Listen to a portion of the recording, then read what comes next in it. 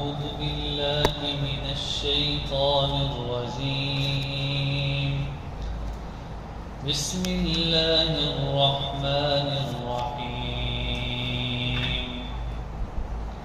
يسألونك عن الأنفال قل الأنفال لله والرسول فاتقوا الله وأصلحوا ذات بينكم وأطيعوا الله ورسوله إن كنتم مؤمنين. إنما المؤمنون الذين إذا ذكر الله وجلت قلوبهم وإذا تليت عليهم آياته زادتهم إيمانا وعلى ربهم يتوكلون. الذين يقيمون الصلاة ومما رزقناهم ينفقون أولئك هم المؤمنون حقا لهم درجات عند ربهم ومغفرة ورزق کریم. صدق اللہ العظیم. عشاء کی نماز میں پہلی رکعت میں بھی انہی آیات کی تلاوت کی گئی ہے. سورہ انفال کی پہلی 3-4 آیات ہیں کہ جن میں اللہ رب العزت نے مال و غنیمت کے حوالے سے گفتگو کی ہے. سب سے پہلی بات یہ سمجھیے کہ سورہ انفال کہتے کس کو ہیں؟ یاد رکھیے انفال نفل کی جمع ہے. جس طرح ہم فرائض کے علاوہ جو نماز ہوتی ہے اس کو نوافل کہا جاتا ہے. سنتیں اور فرائض کے بعد واجبات کے بعد جو اضافی نماز ہے کہ جو جس پر پڑھنے پر ثواب ہے اور نہ پڑھنے پر گناہ نہیں ہے ان کو نوافل کہا جاتا ہے. تو اس صورت میں اللہ رب العزت نے جو انفال کا لفظ استعمال کیے ہیں وہ مال غنیمت کے لیے کیے ہیں. اس کی وجہ کیا ہے کہ پہلی امتوں میں مال و غنیمت سے مراد یہ ہوتی ہے کہ جب مسلمان اور کفار آپس میں جہاد کرتے ہیں تو وہ جو مال مسلمانوں کے ہاتھ آتا ہے وہ آپس میں تقسیم کرتے ہیں. اس مال کو مال و غنیمت کہا جاتا ہے.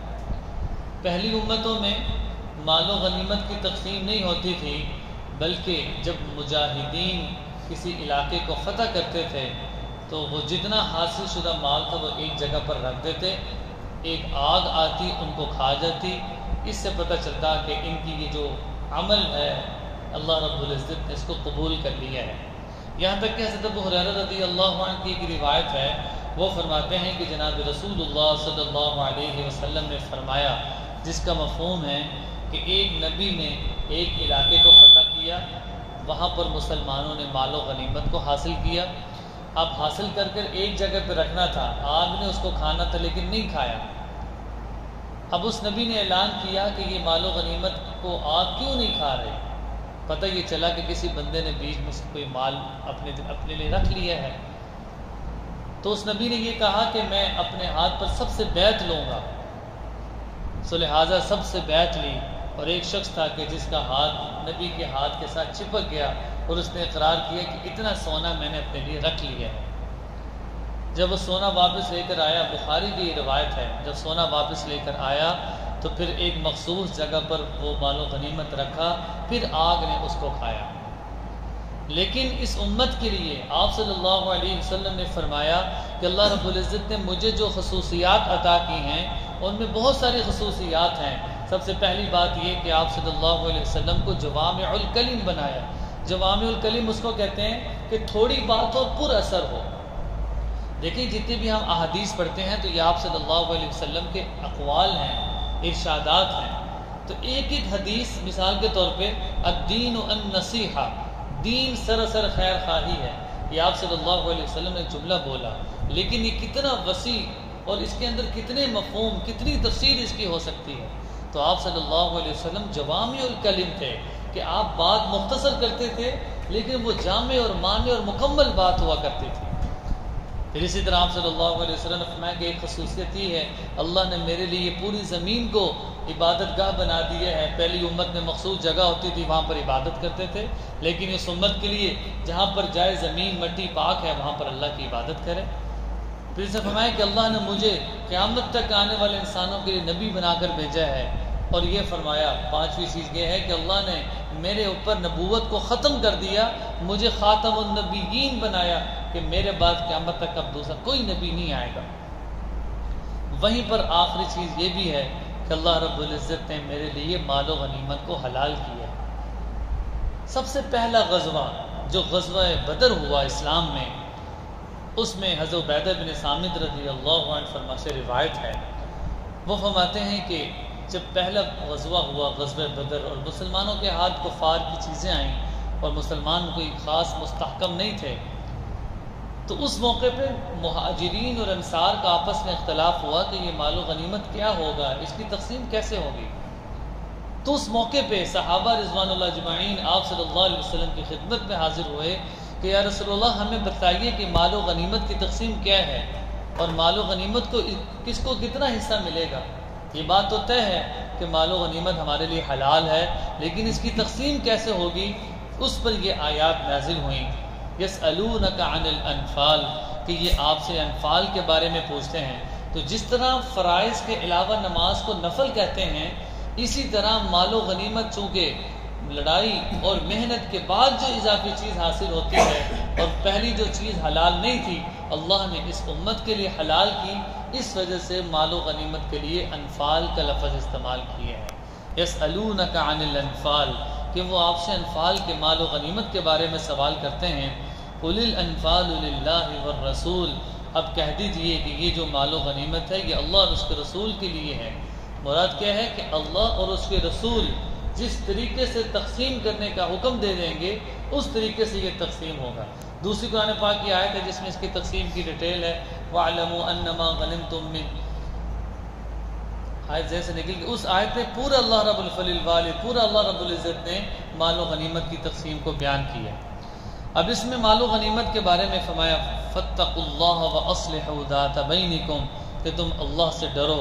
وَأَصْلِحُوا ذَاتَ بَيْنِكُمْ اور میں کہ باہمی تعلقات کی اصلاح کرو. مراد یہ کہ کسی بات میں اگر اختلاف ہو تو اللہ اور اس کے رسول سے رجوع کرو.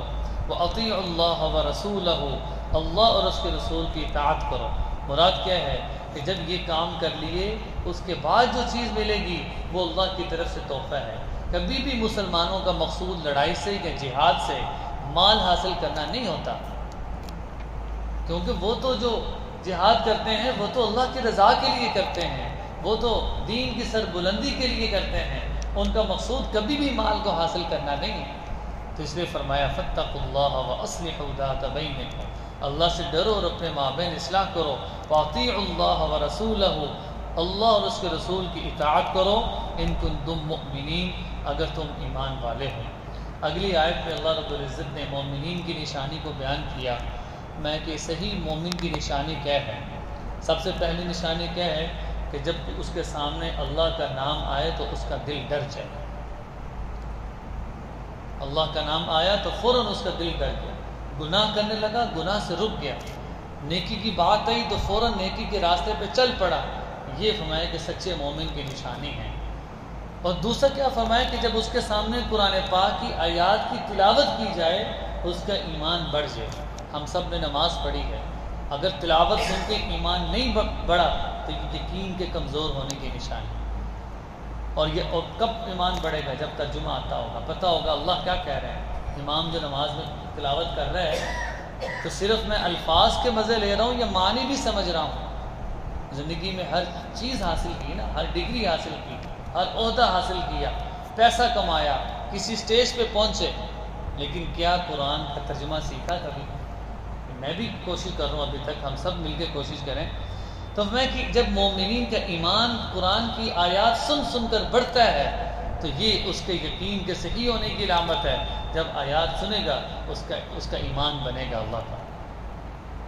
تو فرمایا کہ انما المؤمنون الذین اذا ذکر اللہ بس ایمان والے تو وہ ہوتے ہیں اذا ذکر اللہ جب ان کے سامنے اللہ کا نام آئے وجلت قلوبہم ان کا دل ڈر جائے. وَإِذَا تُلِيَتْ عَلَيْهِمْ آيَاتُهُ جب ان کے سامنے قرآن پاک کی آیات کی تلاوت کی جائے زادتہم ایمانا، ان کا ایمان بڑھ جاتا ہے۔ وعلی ربہم یتوکلون، اور آخری چیز کیا ہے کہ وہ اپنے رب پر توکل کرتے ہیں۔ زندگی میں پریشانیاں، مصیبتیں، بیماریاں یہ بندے کو کب گھیرتی ہیں؟ جب بندہ اللہ پر بھروسہ کرنا چھوڑ دے۔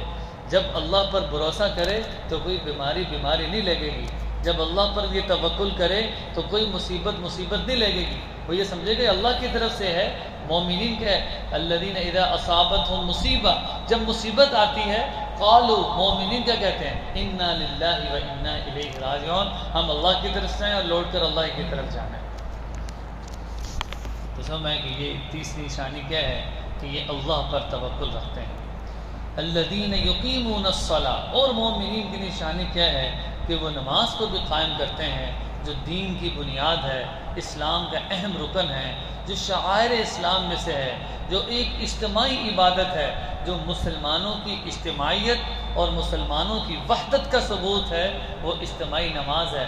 اگر آپ دین سے نماز کو نکال دو تو مسلمانوں کا آپس میں میل جول ختم ہو جائے، آپس میں حال احوال ہونا ختم ہو جائے۔ کوئی بیمار ہے، کوئی کس حالت میں، کوئی کسی کو نہیں پوچھے گا، ہر بندہ اپنا کما رہا ہے، کما کے گھر جاتا ہے۔ پھر نماز کیا ہے؟ آتا ہے، ملتا ہے، ملاقات کرتا ہے، تو کوئی بیمار ہوتا ہے اس کے پاس اس کا حال پوچھنے جاتا ہے۔ یہ وحدت کی نشانی ہے کہ مسلمان ایک تو اس میں وقت کی پابندی بھی ہے، اس میں مسلمانوں کے اجتماعی ایک عمل بھی ہے، اور بھائی چارگی اور مساوات ساری چیز اس میں آ گئی۔ وَمِمَّا رَزَقْنَاهُمْ يُنْفِقُونَ، اور جو بھی یہ رزق حاصل کرتا ہے اللہ فرما رہے ہیں وَمِمَّا رَزَقْنَاهُمْ، اور ہم نے جو ان کو رزق دی ہے اس پہ سے خرچ کرتے ہیں۔ اس سے پتہ چلا رازق کون ہے؟ اللہ ہی کی ذات ہے۔ میں محنت کرتا ہوں لیکن روزی مجھے اس محنت کے بدلے میں اللہ دے رہے ہیں۔ دکان میں نے کھولی ہے لیکن روزی مجھے اللہ دیں گے۔ میں ملازمت کرتا ہوں لیکن میں اپنی ملازمت سے نہیں پل رہا، اللہ رب العزت مجھے پال رہے ہیں۔ ملازمت ہے اللہ پھر بھی پال رہے ہیں، ملازمت نہیں ہوگی اللہ اس سے اچھا پال کے دکھائیں۔ کاروبار ہے اللہ پال رہے ہیں، اگر کاروبار نہیں ہوگا اللہ کے ذات اس پر قادر ہے کہ اللہ اس سے بھی اچھا پال کے دکھائیں۔ تو یہ چند آیات کی تلاوت کی گئی ہے، اس میں اللہ یہ آخری آیت ہے اولئک هم المؤمنون حقا۔ یہ ساری صفات بیان کرنے کے بعد اللہ نے فرمایا اولئک هم المؤمنون حقا، یہی پکے سچے مومنین ہیں۔ لہم درجات عند ربہم، ان کے رب کے پاس ان کی مغفرت ہے۔ درجات عند ربہم، اور ان کے درجات ہیں اپنے رب کے ہاں۔ ومغفرۃ ورزق کریم، مغفرت ہے اور عزت کی روزی ہے۔ علماء نے اس کی تشریح کی، عزت کی روزی مراد کیا ہے؟ اللہ روزی تو سب کے دے رہے ہیں لیکن اللہ سے کیا مانگنا چاہیے؟ اللہ عافیت اور عزت والی روزی دے۔ ایک یہ ہے کہ مشقت کے بعد، ذلت کے بعد اس کو روزی ملی ہے، اور ایک یہ کہ اس کو عزت والی اور عافیت والی روزی ملی ہے، تو اس لیے اپنے لیے عزت اور عافیت والی روزی مانگنی چاہیے۔ اللہ رب العزت ہمیں فرامین پر عمل کرنے کی